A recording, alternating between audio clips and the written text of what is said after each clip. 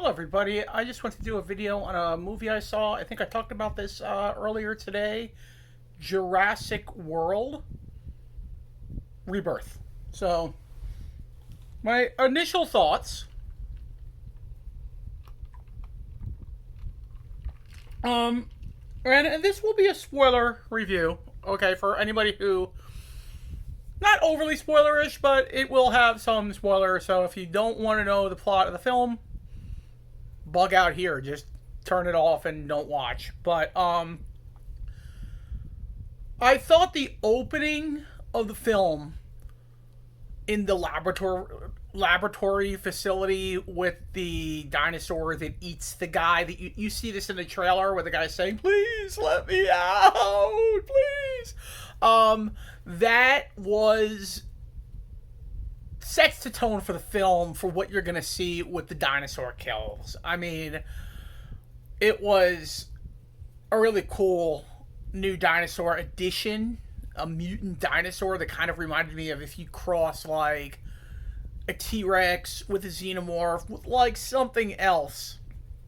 After that scene, it kind of gives you a little history of what's happened in the world since the last Jurassic World. So there is a connection to the Jurassic World Kingdom and Jurassic Park Kingdom, where we are saying that at this point in our history of the world, dinosaurs are all but extinct or going extinct in most of the world, except around the equator where it is warm. They showed a map, I think, as far as Cuba. I don't know if South Florida as well. But they basically like warm water. They like the air quality of the warm areas. They like everything about it.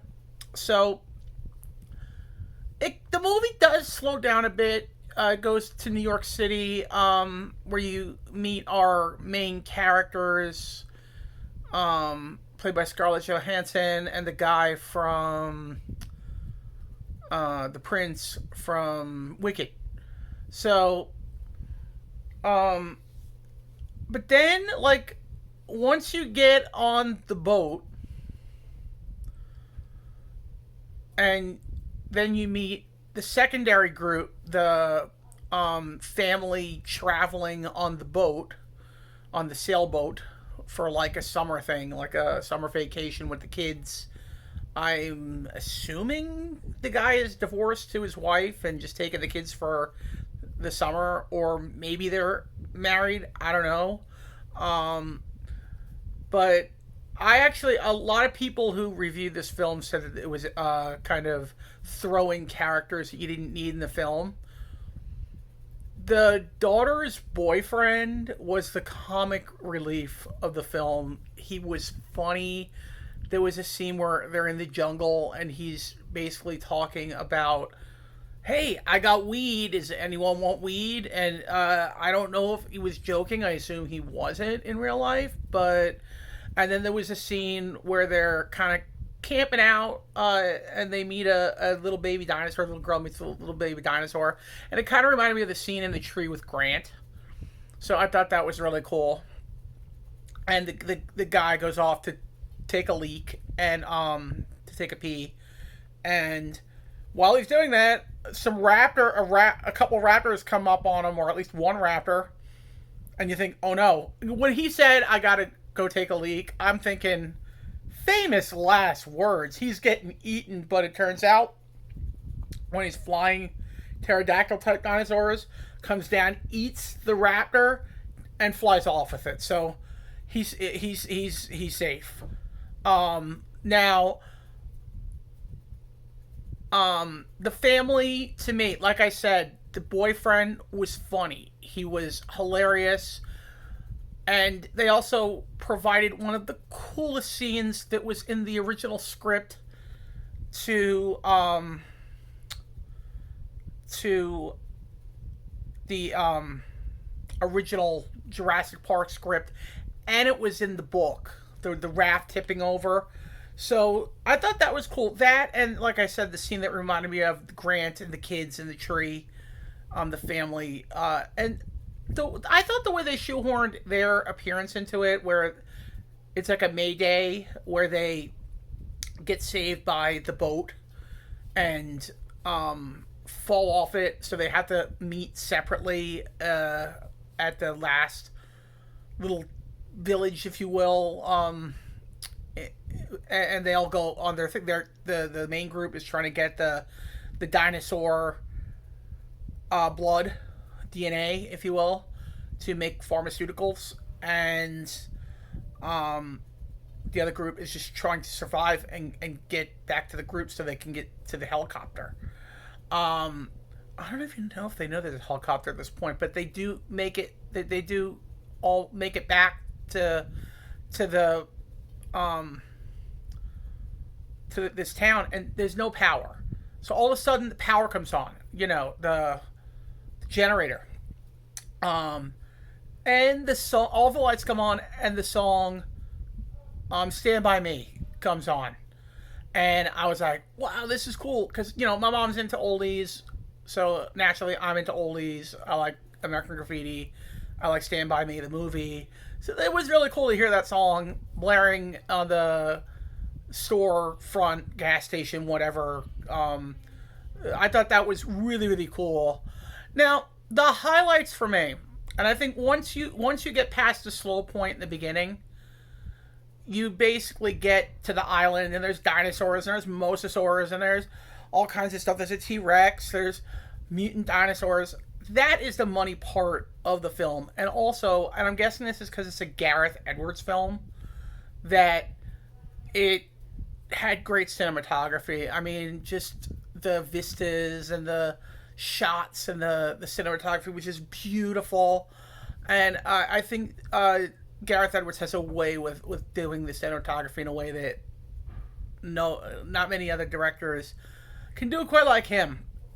So I really liked the cinematography. I really liked the mutant dinosaurs. I really liked the more traditional dinosaurs. I thought it was really, really, really fun, tense. I was scared for the characters. Some people said, "Oh, it's predictable deaths." I'm like, well, yeah, it's Jurassic Park. Who didn't know Gennaro was going to get eaten when he was on a toilet? Or who didn't know that Mr. Arnold was going to get eaten when he went to put the power back on? Come on. There are some really predictable deaths. And I actually think Mahershala Ali was not a wasted character, as some people said. I mean, again, it's a movie about dinosaurs. What did you want the guy to do? He was doing his best impression of a action hero in a Jurassic Park movie, and I think he did it. I think everybody did a very good job, because I am a Jeff Goldblum fan. I am just gonna say it. Could have used Jeff Goldblum. Just kidding. I'm kidding, but no. I'm hoping that there are sequels. Maybe they will bring in some more of the legacy characters from either the first 3 Jurassic Worlds or the first 3 Jurassic Parks. We will see how that goes. Maybe as time goes on, they will bring some people like that in. I would like to see, what I would really like to see, I think one thing that we can all agree on is sometimes when you break it up in a trilogy and just get different directors, it can make it feel a little disjointed. Now, I loved Star Wars sequel trilogy. I loved Jurassic World 1, 2, and 3. But what I would like to see is Gareth Edwards, if they're gonna do a trilogy, do the whole thing. Direct all 3 movies. I think that would make it seem more connected and let him kind of flesh it out more. And also, bring back your screenwriter that did the first one. And the first one in the Jurassic World Rebirth era and the first 2 Jurassic Park. Bring back David Koepp. I think that would be a smart idea. I thought his script was pretty good. Obviously, it is, again, a popcorn flick. I don't know what... there were people who complained about his script. What is a Jurassic script really supposed to be? I mean, I don't know. There were some jokes here and there. There were some serious moments. I don't know that this was any worse than any of the other films in terms of script. Uh, I don't know. I saw a, a similar quality in the script from all of them. I mean, obviously, the first one's a classic. I mean, like the line, when you gotta go, or that's one big pile of shit. You know, things like that. Like, you're never gonna recreate that same, you know, magic that you had for the first one. But can you get what you had for the sequels and for the Jurassic World? And I think it was pretty on par with what we got with the Jurassic World, which I like Jurassic World 1, 2, and 3, like I said, so this worked for me. It was tense. There were great dinosaur moments, especially once we got to the island and the mosasaur scenes. So I think that won me over. I think I have to see it one more time to really judge it fully. But if I'm gonna be honest right now, it's at least better than the worst in the series, which, in my opinion, is Jurassic Park 3. For the Barney scene alone, I make that the worst in the series. It just fell flat with me. The CGI was all over the place and crazy, and it wasn't that good. There weren't as many practical effects in Jurassic Park 3. And out of all the legacy characters, Alan Grant's got to be my least favorite. My favorites are Jeff Goldblum. He's like my favorite actor in the world. I love him in Jurassic. I love him in Wicked. I love him in The Fly. I love him in Independence Day. And Laura Dern. Those are like out of the three. So out of the three, my favorites are Jeff Goldblum and Laura Dern. So having a film like centering around, in my opinion, the most boring of the three actors, Alan Grant, that just was my least favorite of the bunch, and just a stupid idea. And I hate Téa Leoni. I don't mind. Who was the guy in it? The guy from Maryland. He's from William H. Macy. He was in. He's from Maryland, around where I lived. And I lived in Frederick, one town over. He lived in the countryside in Hagerstown, Maryland, or around there. So that's where he grew up, and so I think that's pretty cool. But Téa Leoni was hard to take. Her screaming throughout the film was just really stupid. The scenes when the raptors were talking to Alan Grant, even though it was a dream sequence, it was like really stupid. And the Barney scenes just didn't do it. And Ellie Sattler's kid, I'm not one to pick on kids in movies, okay, but Ellie Sattler's kid was annoying. Her husband was annoying. The fact that she didn't end up marrying Alan Grant after everything they've been through kind of disappointed me. I know they kind of brought that storyline back in Dominion, but why did she even? Why? I mean, I don't know. The whole thing didn't make sense, and I don't know, the whole family dynamic of Ellie Sattler, her annoying husband, and annoying son, just annoyed the heck out of me in that Barney scene, and the talking raptors, and Téa Leoni screaming throughout. I don't know how anyone could rate any of the Jurassic movies worse than that. That was low points. Low friggin' point. And it was the first one that Spielberg didn't direct. And they had Joe Johnston, who he's done some good stuff. I think he was the one who directed the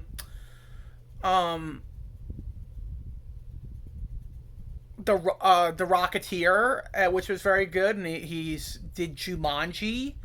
which was really good. The first Jumanji, and I even liked the sequel with The Rock. I thought that was pretty good.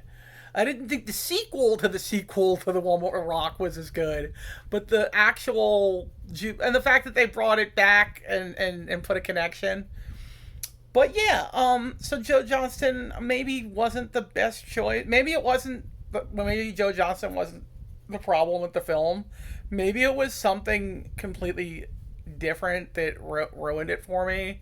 But as for this movie, God, it's at least as good as the the three Jurassic World films, which I really enjoyed, and had maybe the best cinematography out of any of the films, and the dinosaurs looked the best out of any of the films. It was hard to tell what was CGI and what was animatronic, but I really enjoyed it. I don't want to rate it right now. I really don't want to rate it. Because right now I'm gonna say like a 9.5 out of a 10 if I'm gonna be honest with myself. But that rating might change. I want to see the film at least once more, just to get a feel for it. Maybe I would love to see it a third time, but money's tight, so we'll see. My next film is going to be Superman next Tuesday, and then I want to see Fantastic Four, and I still haven't seen Ilio. If anyone in the comment section has seen the Pixar movie Ilio and can tell me whether it's actually worth it to see, let me know. Or should I just wait till it comes out on Disney Plus? But yeah, I really enjoyed it. My dad really enjoyed it too. He saw it with me, and he really enjoyed it. The worst part about the film was there a bunch of old people who were together walk in and spent like forever deciding where they were going to sit, even though... You want your pills? So yeah, we really enjoyed it, and the most annoying part was the old people that, although there are assigned seating, they couldn't figure out where they were going to sit. And they were talking and talking and talking, and I was like, are they going to talk for the whole film? Luckily, they weren't as loud during the movie, but they were talking throughout the previews. I hate when people do that. You sit down, you see the previews are starting, shut the F up, okay? Shut the F up. And then these kids walked in. They were seeing the next showing. They were seeing the next one. There was going to be, coming on next. And they're sitting in the back of the theaters and trying to watch the credits, and they're talking really loud, making, like, obnoxious, like, noises. I can't, just annoying. Just really, really annoying. And, anyway, really enjoyed it. Really enjoyed the film. Don't listen to the naysayers, guys. This is at least as good as the best that they gave us with Jurassic World. I liked all the Jurassic World films. I liked this film. I think it had a lot of homages to the original. And there were different homages from the different films in the series throughout. And I really enjoyed it. I recommend it to anybody who enjoyed Jurassic World movies, Jurassic Park movies. If you like those, you're going to like this. Thank you, everybody. May the Force be with you, and God bless.